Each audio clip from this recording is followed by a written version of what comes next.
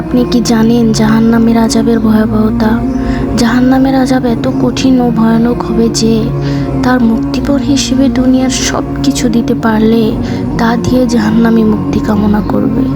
মহান আল্লাহ বলেন, যারা অবিশ্বাস করেছে পৃথিবীতে যা কিছু আছে, যদি তাদের তার সমস্ত থাকে এবং তার সাথে সমপরিমাণ আরও থাকে, এবং কিয়ামতের দিন শাস্তি হতে মুক্তির জন্য পণ স্বরূপ তা দিতে চায়, তবুও তাদের নিকট হতে তা গৃহীত হবে না এবং তাদের জন্য মর্মন্তুদ শাস্তি বর্তমান।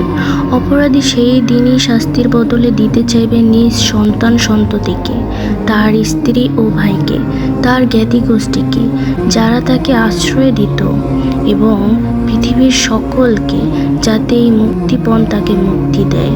মহানবী সাল্লাল্লাহু আলাইহি ওয়াসাল্লাম বলেন, জাহান্নামের সবচেয়ে কম আযাবের একটি লোককে আল্লাহ তাআলা তাবারাকা ওয়া তাআলা জিজ্ঞেস করবেন, তোমরা যদি দুনিয়া ও তন্দ্রস্থিত সব কিছু হতো, তাহলে মুক্তিপণ হিসেবে তা দিয়ে কি মুক্তি নিতে? সে বলবে হ্যাঁ।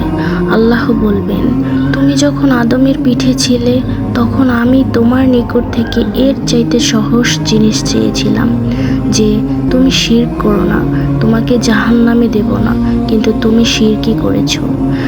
জান্নাতের অবর্ণনীয় সুখ দেখে জান্নাতে যেমন দুনিয়ার সকল দুঃখ ব্যথা ভুলে যাবে, তেমনি জাহান্নামের কঠিন আযাব দেখে জাহান্নামে দুনিয়ার সকল সুখ স্বাচ্ছন্দ্য বিস্মৃত হবে। রাসূলুল্লাহ সাল্লাল্লাহু আলাইহি ওয়াসাল্লাম বলেছেন, কিয়ামতের দিন জাহান্নামীদের মধ্যে হতে এমন এক ব্যক্তিকে নিয়ে আসা হবে যে দুনিয়ার সবচেয়ে সুখী ও বিলাসী ছিল।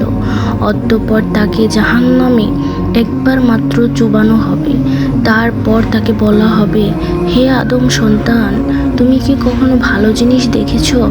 তোমার নিকটে কি কখনো সুখ সামগ্রী এসেছে? সে বলবে না। আল্লাহর কসম, হে প্রভু। আর জান্নাতীদের মধ্যে হতে এমন এক ব্যক্তিকে নিয়ে আসা হবে যে দুনিয়ার সবচেয়ে দুঃখী ও অভাবী ছিল। তাকে জান্নাতে মাত্র একবার চুবানোর পর বলা হবে, হে আদম সন্তান, তুমি কি দুনিয়াতে কখনো কষ্ট দেখেছ? তোমার উপরে কি কখনো বিপদ গেছে? সে বলবে না।